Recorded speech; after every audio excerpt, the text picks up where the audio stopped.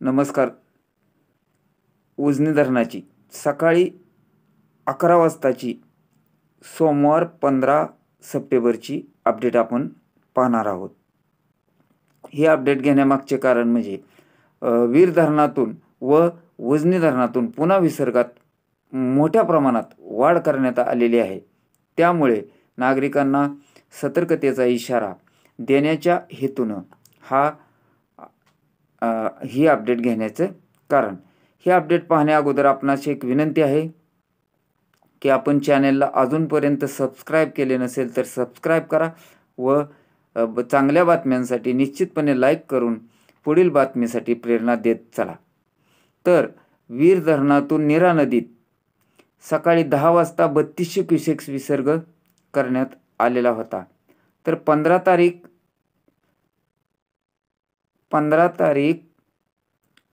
रात्री 1:30 वाजल्यापासून तो 7837 क्युसेक्स करण्यात आला.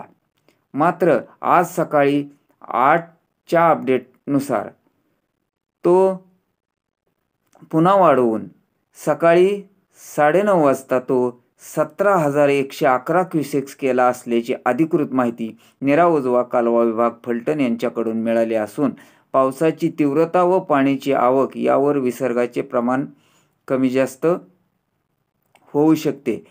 त्यामुळे नीरा नदीकाठच्या नागरिकांनी सतर्कता व सावधानता बाळगावी असे आवाहन प्रशासनातर्फे करण्यात आलेले आहे. तर आज सकाळी 8 वाजता बंड गार्डनकडून येणारा विसर्ग हा 11,061 क्युसेक्स होता.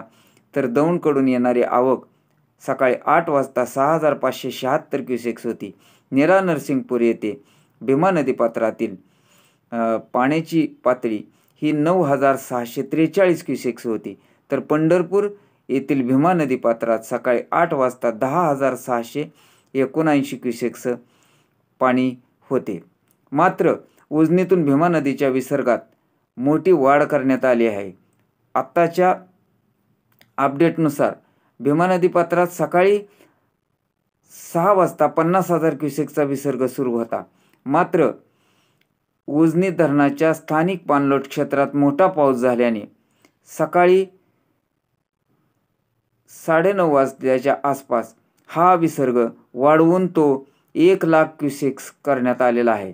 यात वीज निर्मितीचा 1,600 क्युसेक्स असा 1,01,600 क्युसेक्सचा विसर्ग थेट उजनीतून भीमा नदीपात्रामध्ये सोडला जात आहे. यामध्ये वीरचा विसर्ग मिसळल्यास तो 17,111 असा मिसळून 1,18,711 विसर्ग एकत्र संगम येथे होईल व पुढे पंढरपूरच्या दिशेने सरकण्याची शक्यता आहे. तरी नदीकाठच्या सर्व नागरिकांनी सावधानता बाळगावी असे आवाहन करण्यात आलेले आहे. पुढील व ताज्या महत्त्वपूर्ण अपडेटसाठी आपण चॅनेलला अजूनपर्यंत सबस्क्राईब केले नसेल तर सबस्क्राईब करा व निश्चितपणे लाईक करा व चांगल्या कमेंट टाकून